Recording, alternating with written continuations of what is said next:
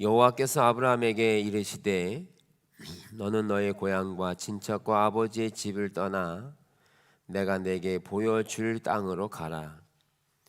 내가 너로 큰 민족을 이루고 내게 복을 주어 내 이름을 창대하게 하리니 너는 복이 될지라. 너를 축복하는 자에게는 내가 복을 내리고 너를 저주하는 자에게는 내가 저주하리니 땅의 모든 족속이 너로 말미암아 복을 얻을 것이라 하신지라. 아멘.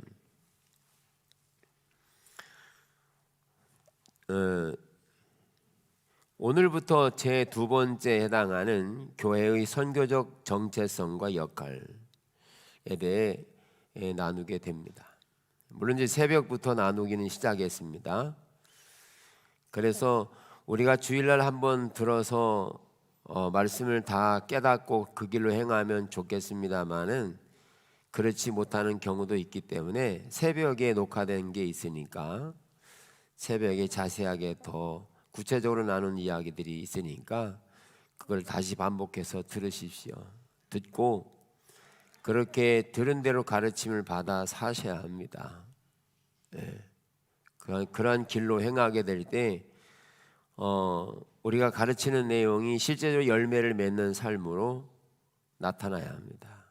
그게 안 되면 우리는 신앙생활 하는 게 아니라 자기 목적을 이루기 위한 일밖에 안 됩니다.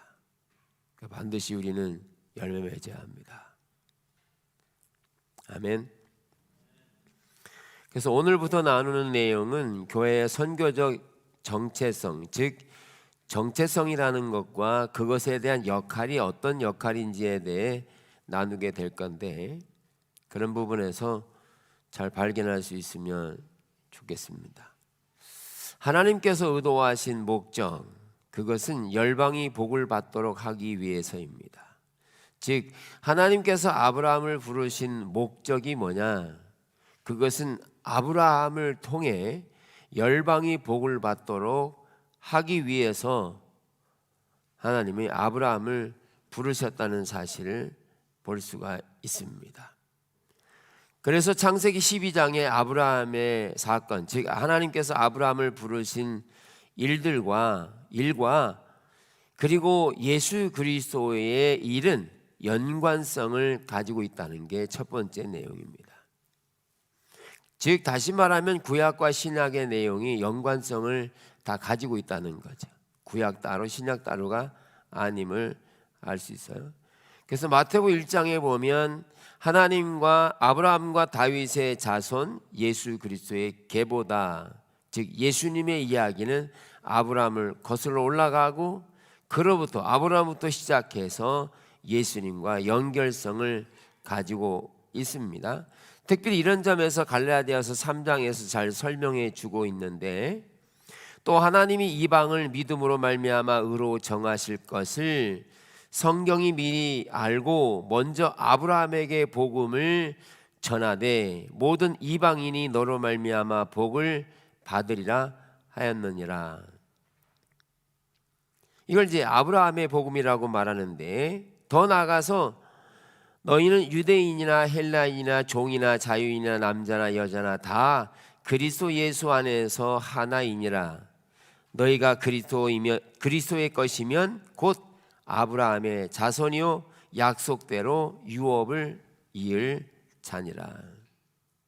이 구절에 의하면 예수님을 믿으면 예수님에게 속하게 되고 예수님께 속하게 되어지면 아브라함에게 속하게 되고 아브라함의 자손이 되고 또 하나님께서 아브라함에게 주신 유업을 우리도 잇게 하시는 축복을 말씀하고 있는 거죠. 이건 아브라함의 축복만이 아니라 오늘날 그리스도 안에서 아브라함에게 주신 복을 우리도 받게 된다는 의미를 말하고 있는 거죠. 그럼 아브라함에게 주신 복이 뭐냐 하면 하나님께서 아브라함을 먼저 부르시고 그 부르신 아브라함을 통해 한 민족을 세우고 그 민족을 통해 열방의 본보기가 되는 삶으로 그를 부르셨다는 거예요. 그런 점에서 우리는 이렇게 아브라함을 부르시는 과정에서의 앞전의 내용들을 또 뒤의 일을 잠깐 살펴보면 창세기 12장 1절에서의 3절 이 문맥의 전체적인 걸 보면 우선 창세기 1장과 2장에서 하나님이 창조하시죠. 창조하시고 나서 첫째 날에 창조하시고 심히 좋았다 좋았다, 그리고 나중에 맨 마지막에는 심히 좋았다, 이런 말씀하시죠. 그러면서 거기에는 하나님의 평강인 샬롬, 생명이 넘쳐 있었습니다. 창세기 1장과 2장에서는 샬롬이었습니다. 생명이 넘쳤습니다. 근데 창세기 3장에 넘어오면서 인간의 타락을 통해서 죄가 세상에 들어오고 죄는 모든 관계, 그 관계를 깨뜨리고 무너뜨리고 있었습니다. 3장에서 타락은. 그래서 여기에 타락은 영적이든 감정적이든 육체적이든 지적이든 심리적이든 이런 모든 영역에서 죄는 하나님의 창조하신 것들을 깨뜨리고 무너뜨렸습니다. 그래서 창세기 3장 이후에는 사람들이 죄의 열매를 맺으며 살아가게 됐는데 선악과를 따먹자마자 발생한 요인은 자신의 죄를 남한테 돌리는 거였어요. 아담부터 출발해서 하와, 하나님이 만들어주신 하와가 먹게 해서 먹었습니다. 뱀이 줘서 먹었습니다 등 그 이후에도 살인이 저질러지고 시기와 질투와 분쟁, 이런 죄가 통치하는 영역으로 살아가게 되는 요인을 우리가 볼 수 있죠. 그래서 그 타락은 하나님과의 관계, 즉 영적으로 하나님과의 관계가 깨졌습니다. 하나님을 찾는 사람도 없고 하나님을 원하는 사람도 없고 기대하거나 열망하는 것 자체가 되지지 않아요. 그래서 한편으로 우리가 하나님을 찾는 게 어려운 게 뭐냐면 죄악된 세상에 살고 있으니까 우리는 하나님을 못 찾게 되는 거예요. 왜? 죄의 영향력 아래 있기 때문에 우리는 하나님을 찾는 것이 힘들게 느껴지거나 그것은 중요하지 않다고 생각하는 거죠. 영적인 면에서 깨지고, 그리고 감정적인 영역에서도 보면 사람들은 마음의 상처를 받기 시작하는 거죠. 상처를 받기. 작은 것부터 큰 것까지 많은 부분들이 상처투성입니다. 상처투성. 근데 우리가 기억해야 될 것은 그런 상처가 있다라는 것 자체가 죄의 영향력 아래 있게 되는 삶을 포함하고 있는 거죠.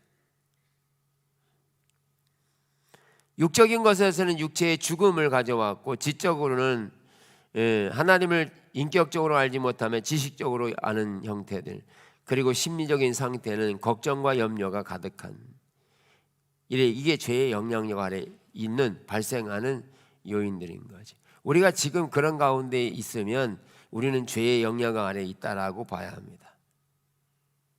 그래서 그러면 결국은 타락한 죄가 우리를 통치하고 있는 영역임을 알 수 있고요. 이것은 뭐에 해당하면 정체성에 해당해요. 내가 지금 살아가는 이유와 목적을 어떤 기준에 의해서 살아가느냐를 말해주고 있거든요. 그래서 이런 죄를 타락한 3장에서부터 타락한 이후에 죄의 열매들은 점점 더 확대되어 갑니다.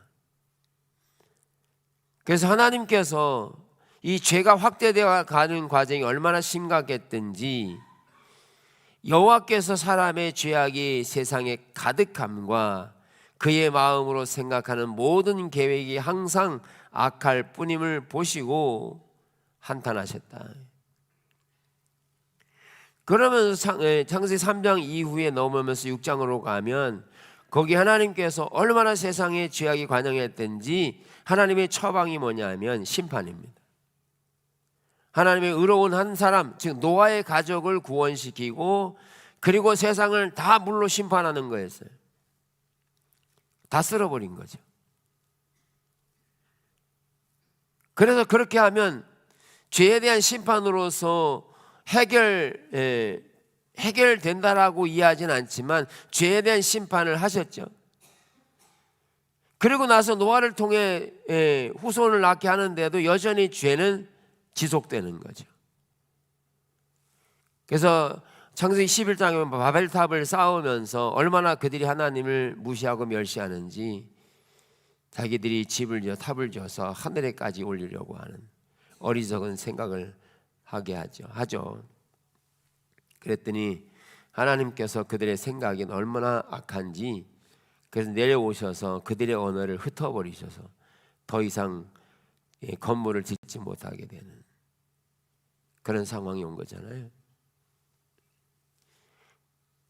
자, 이렇게 노아의 홍수가 왔지요. 그리고 세상의 죄악이 더 관영되죠. 하나님의 입장에서 볼 때 그러면 바벨탑을 쌓은 그들에게 또다시 노아의 홍수처럼 다 없애버리고 다시 시작해야 되느냐. 하나님 어떻게 해야 될지를 결정하시는 거죠.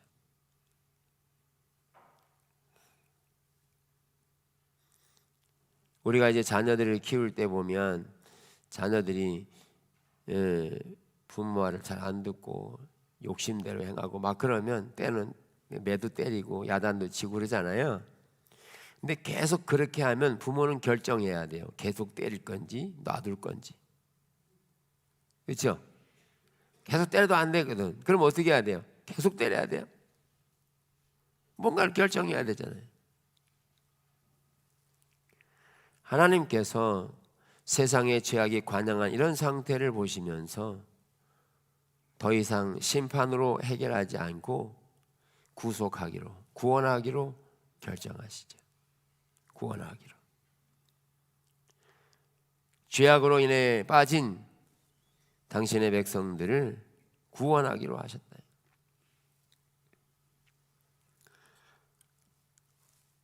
그래서 노아 홍수를 통해 하나님이 땅 위에 사람 지으셨음을 한탄했다. 한탄은 나함이라고 하는 뜻을 가지고 있는데 회개하다, 위로하다 이런 동사인데 여기에서 하나님은 이 땅에 심판하기로 했던 마음을 돌이켜서 하나님은 구원을 하기로 결정하시면서 하나님이 아브라함이라고 하는 한 사람을 선택하게 되는 방안을 내놓으십니다. 여기에서 아브라함은 하나님께서 아브라함을 부르시고 그 아브라함을 선택하시고 나서 아브라함은 개인적으로 하나님 앞에 하나님의 부르심을 따르는 하나님의 기준에 하나님의 가치관에 또는 하나님의 정체성을 따르는 아브라함이 되어야 하는 사람입니다. 아브라함을 불렀다는 얘기는 그러니까 아브라함을 불러놓고서 하나님이 가지신 의도와 목적, 정체성을 아브라함에게 구체적으로 심고 그 아브라함을 통해서 한 민족을 세우고 그 민족을 그렇게 만들고 그 민족을 모든 민족에게 보내서 그 민족을 구원하기로 결정하신 거예요. 그러려면 세상의 죄악이 관영한 데서 그 죄악 가운데서 기준이 뭔지 하나님의 의중과 의도가 뭔지 진정한 샬롬이 무엇인지를 아는 백성이 필요했다는 거죠. 아는 백성. 그러니까 온통 검은 것이면 다 검은 줄 알잖아요. 그렇죠? 죄악된 세상에 살면 다 죄악된 세상에 살아가는 게 당연한 것처럼 여기는데 이게 아닌 것을 보여주려면 뭐가 와야 돼요? 검은 것 속에는 흰 게 와야 되는 거죠.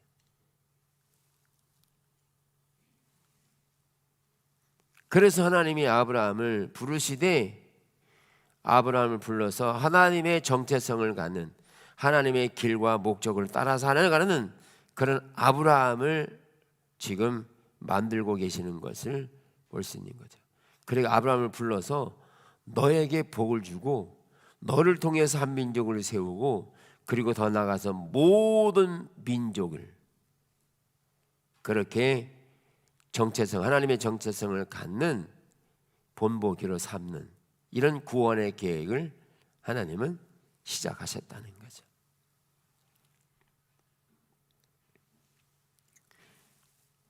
그래서 우리는 아브라함과 이삭과 야곱이라고 하는 이런 요인은 이렇게 지속적으로 성경에서 기록되고 있는 내용인데, 그래서 아브라함 이후에도 하나님께서 약속하신 아브라함과 이삭과 야곱에 대한 이해, 즉 한민족이 세워지는 이해는 그 이후에도 지속됩니다.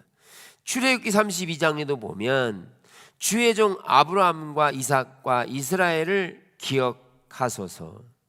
주께서 그들을 위하여 주를 가리켜 맹세하여 이르기를 내가 너희의 자손을 하늘의 별처럼 많게 하고 내가 허락한 이 온 땅을 너희와 너희의 자손에게 주어 영원한 기업이 되게 하리라 하셨느니라. 여기 보면 하나님께서 아브라함과 이삭과 야곱으로 흐르는 하나님의 유업을 후손들이 이야기하고 있는 걸 볼 수 있어요. 그러면 하나님께서 아브라함을 부르셨다는 얘기는 결국 그들이 샘플되는, 집으로 말하면 모델 하우스 만드는 것과 똑같은 거죠. 모델 하우스 지었는데 30평짜리 지어놨으면 그 모델 하우스가 진짜 보여줄 집이잖아요. 그죠?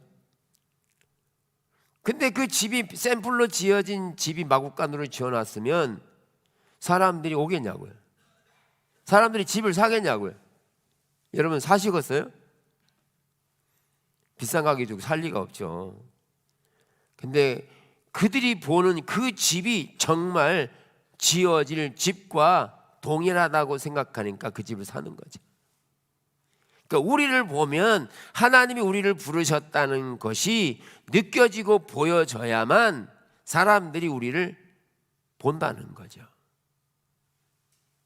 그러려면 우리는 세상이 가지고 있는 정체성대로 살아갈 게 아니라 성경이 말하는 정체성을 가진 자가 되어야 한다는 거죠. 우리가 생각하는 것이나 마음의 영역이나 행동하는 것에서부터 우리는 달라야 하는 거죠. 그들과 달라야 돼요. 뭐가 다르냐? 하나님의 정체성을 가진 아브라함을 부르신 목적이 아브라함과 그 민족과 더 나아가서 열방에게로 가야 되기 때문에, 그런 점에서 중요한 의미를 가지고 있어요. 그것이 우리에게 하나님이 가지고자 하는 청사진인 거죠. 샘플로. 우리 모두가 그런 샘플이 되기를 원하는 거죠. 그래서 창세기 12장에서는 이 아브라함을 통해서 구속의 성격과 하나님의 선택과 목적, 그리고 교회의 소명 등 다양한 내용들이 여기 선포되고 있음을 알 수 있어요. 그래서 하나님께서 아브라함을 부르시죠. 아브라함 불러서, 그리고 하나님께서 부르실 때 그가 살고 있는 아지트를 떠나야 됐어요. 고향, 본토, 친척, 아비의 집을 떠나라는 것. 사람에게 살던 곳을 떠나는 것은 쉽지 않은 일 중에 하나입니다. 특별히 나이가 더 들면 들수록 고향을 떠나는 것은 쉽지 않은 거죠. 모든 문화가 거기 다 있는데. 근데 하나님께서는 거기에 살고 있는 아브라함을 끄집어내서 하나님이 원하시는 장소로 이동하십니다. 여기에 아브라함이 하나님의 명령을 따라 순종하고 이제 출발하게 되죠. 그러면서 아브라함은 하나님이 이끄시는 환경과 조건에 따라서 다양한 환경들을 만나되 그 환경 속에서 다양한 통로를 통해 배웁니다. 지금은 다 설명할 수가 없으니까요. 그래서 아브라함의 그 삶의 여정에는 많은 다양한 일들이 발생합니다. 아버지도 모시고 갔죠. 롯도 데리고 갔죠. 애굽에 갔을 때는 아내가 너무 이뻐서 내주기도 했죠. 그걸 2번이나 하고, 그리고 하나님이 주신다고 하는 이삭 기다리는 이스마엘을 만들어서 문제가 되죠. 족발로서에 대한 소돔과 고모라성의 심판이 있어야 되죠. 구원해야 되죠. 다양한 일들을 그 아브라함이 경험하는 과정을 겪게 되는데, 그 과정 속에서 아브라함은 실수와 연약함과 부족함이 자주 보이죠. 근데 하나님은 그런 아브라함을 빚어가시고 하나님이 원하시는 정체성을 심어가기 시작합니다. 그 실수와 실패와 연약함을 통해서. 그래서 결국은 모리아산에 이르렀을 때 하나님이 백세에 낳은 그 아들을 하나님께 드리라고 할 때 그는 조금의 의심의 여지도 없이 기쁜 마음으로 그 일을 행했다는 거예요. 근데 그가 행한 내용 중에 자기 이삭을 드릴 때 아침에 일찍 일어나서 고민도 하지 않고 아브라함은 떠났다는 거죠. 그리고 산에 올라갈 때도 그 이삭과 함께 올라가면서 종에게 말하죠. 우리가 올라갔다 내려올 테니까 너는 여기 머물러 있어. 거기 우리라고 해요. 그러면 우리가 누구예요? 아브라함은 분명히 하나님께서 말씀하신 이삭 드리고 자기 혼자 내려와야 되는데 우리라는 말을 써요. 결국은 하나님께서 이삭을 제물로 드려도 죽은 그 탄 재 가운데서도 하나님 이삭을 다시 살리실 것을 아브라함은 믿었다는 거예요. 그래서 아브라함은 믿음의 조상이 된 거예요. 그냥 된 게 아니고. 그래서 그 아브라함은 하나님의 말씀을 따라 순종하고 하나님의 정체성을 가지고 살아온 그가 아브라함 됐고요. 그리고 그를 통해 아브라함과 이삭과 야곱으로 흐르는 한 민족을 세우게 되고 그 민족은 열방을 위해 보내어지게 됐는데, 여기에서 문제는 그렇게 하나님의 의도와 목적을 가지고 한 민족을 세웠는데 이스라엘 민족은 하나님이 선택한 건 맞지만 자기만을 위해서 자기 나라만을 위해 택한 줄 알았던 거죠. 그래서 이방인들을 개처럼 취급하고 무시하고 멸시하고 공격하고 그들 가운데 모든 민족과 빛이 되라고 했는데 빛이 아니라 하나님의 정체성을 따라 살지 않죠. 그래서 그 이스라엘 백성들을 통한 구원의 계획이 실패하고 그 이후에 하나님은 예수 그리스도를 통해 구원하시는 연결성을 가지게 하시죠. 그래서 아브라함과 다윗 그 계통을 통해 예수 그리스도가 오신 것은 원래 하나님 창세기 12장에서 의도하신 것은 하나님이 그들을 구원하기로 계획하신 그 목적을 가지셨다는 것. 그래서 예수 그리스도를 통하여서 구원을 이루고 그들에게 예수 그리스도를 통한 구원의 계획과 그러한 삶을 살도록 우리에게 비전을 주신 것이죠. 예수님은 그 일을 완성하셨고 우리는 그를 주라고 부르고 그를 통해 신앙생활을 하게 되고 그분의 통치 가운데 그분의 정체성을 따라 살아가는 삶으로 부름받은 교회라는 거죠. 그래서 우리는 성경적 이해와 정체성을 가지고 살아가야지, 성경적인 정체성이 아니면 죄의 정체성을 가지게 된다는 거죠. 그러면 우리는 교회로서의 역할을 할 수가 없는 겁니다. 그런 데서 우리가 가지고 있는 정체성은 뭐냐? 그런 걸 이제 앞으로 배우게 될 거라는 거죠. 우리가 살아가는 삶의 방식, 세상의 방식이 아니라 성경적인 방식대로 살아가야 될 것을 말하고 있죠. 그래서 하나님께서 가라고 말씀하시죠. 그건 아브라함에게만 말씀하신 게 아니라 하나님께서 아브라함에게 너는 가라고 하시죠. 근데 이 얘기가 마태복음 28장에도 나와요. 너희는 가서 모든 족속으로 제자를 삼아 가르쳐 지키게 하라. 그러면서 내가 너희와 항상 함께 할 것이라. 여기에 우리더러 가라고 하세요. 즉 아브라함에게 가라고 하는 약속은 아브라함뿐만 아니라 우리더러 오늘 그리스도를 통해 구원받는 우리에게 가라고 말씀하시는데, 그 가라고 말씀할 때 뭘 가지고 갈 거냐는 거예요. 뭘 보여줄 건데요?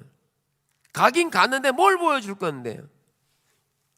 거기에 우리가 그리스도인으로서의 정체성을 가진 빛과 소금으로서의 정체성을 가지고 가야 그들의 문화를 새롭게 하고 그들을 주께로 인도할 수 있는 기회조차 주어진다는 거죠. 이런 마태복음 28장 이론적인 이야기가 아니라 우리대로 가라고 하는 것은 그런 의미를 내포하고 있습니다. 아멘. 앞으로 그런 내용들을 좀 더 자세히 살펴보고 나갈 텐데 그런 점에서 잘 배우고 삶을 적용해서 열매 맺는 삶으로 가는 우리 교회를 선택하신 목적이 이루어지는 은혜가 있기를 축복합니다.